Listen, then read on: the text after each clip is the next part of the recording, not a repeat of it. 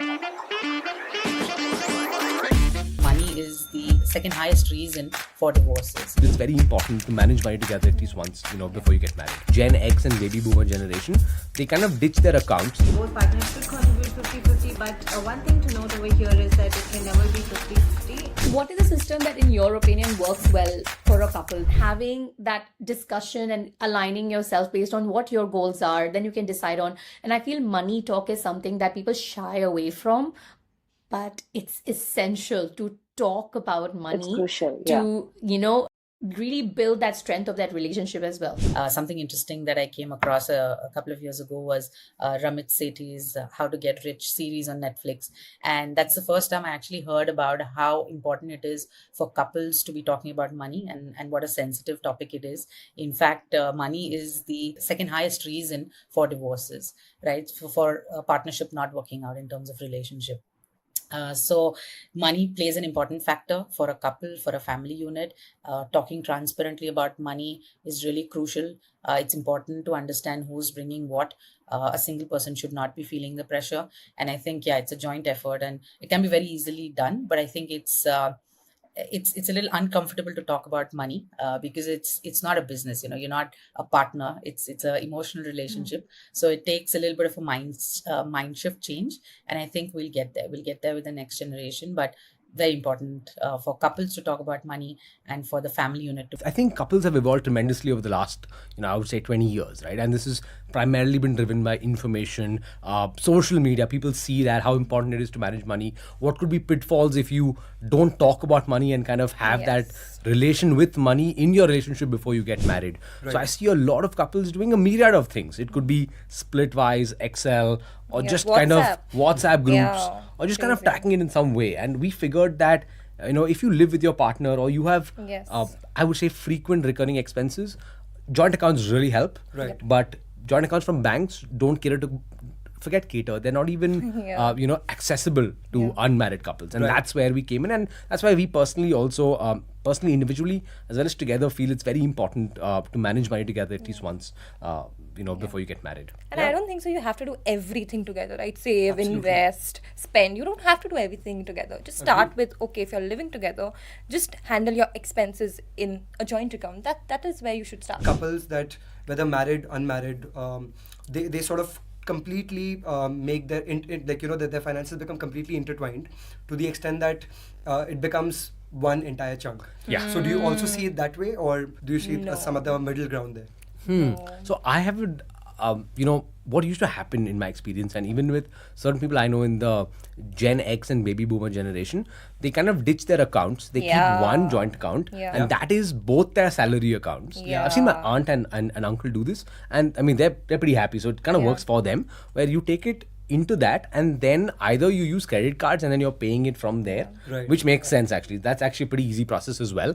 Or you have your own accounts and then you take a pocket money out of this joint pool, right? Exactly. But I have not seen a lot of couples, in their 20s or 30s who like this experience, because they've started earning well before they got married. They've liked the independence with responsibility. That, I earn 1 lakh, that's my independence. My responsibility is putting 50K to the house. But we keep both of that. So that makes complete sense. And what we've seen in our experience as well with personal finance is that bucketing is a psychological thing that helps people. Exactly. So when it comes to your salary account, like just putting a certain amount of money at the start of the month into a separate savings account makes you not spend that. Yeah, true. So similar principles where you sort of bucket it out as, this is what I'm going to be using for my couple expenses, this is my individual expenses.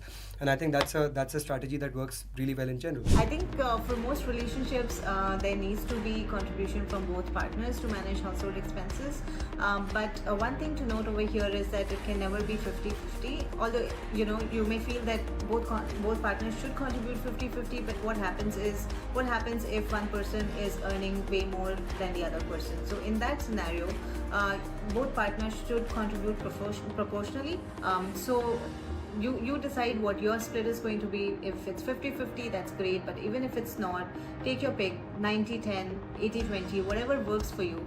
Most importantly, the person who is earning more could take care of the big expenses such as the home rent or EMIs or car maintenance and the big bills, versus a person who is earning slightly lesser. They could take care of things like grocery bills, utility bills, etc.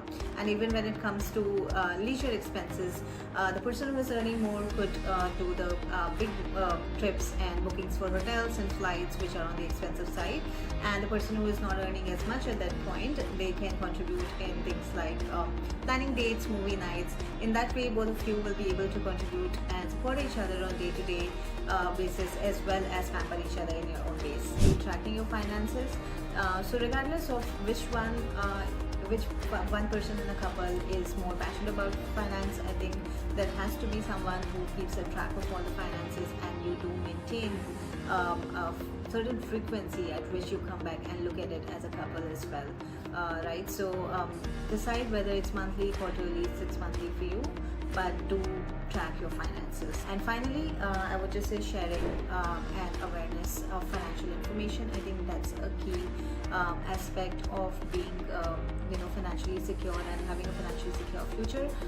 There will always be one person in a couple that is more inclined towards finances or who is more of an expert, and it's completely fine for that person to be taking major financial decisions and for the other person to be relying on that person. But it's extremely important for both the partners to be aware of all the financial matters, at least on a high level. So for us, we will always be both aware of each other's what are the bank accounts, insurance policies, investments, and everything. So what is a system that in your opinion works well for a couple? So let's say we sort of understand that there needs to be a joint account.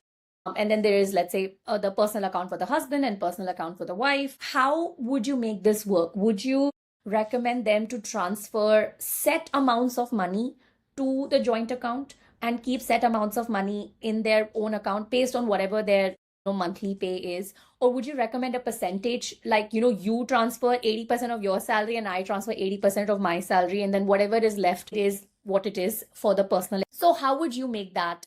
Right. How would you advise a couple to make that work? I think operationally it's really subjective, right? Depending on every household. Now, for example, we can take like 2 or 3 standard cases that can happen.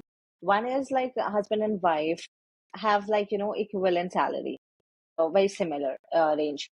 In that case, you can just go purely by percentage that, this much I dedicate to my own expenses depending on whatever your lifestyles are, and that could be a mutual discussion. If somebody needs more because they have a more expensive gym membership, like who are we to judge, right? I would say like a majority percentage of your salary goes to the joint account, and then a smaller percentage comes to your personal account for just your personal needs in that scenario.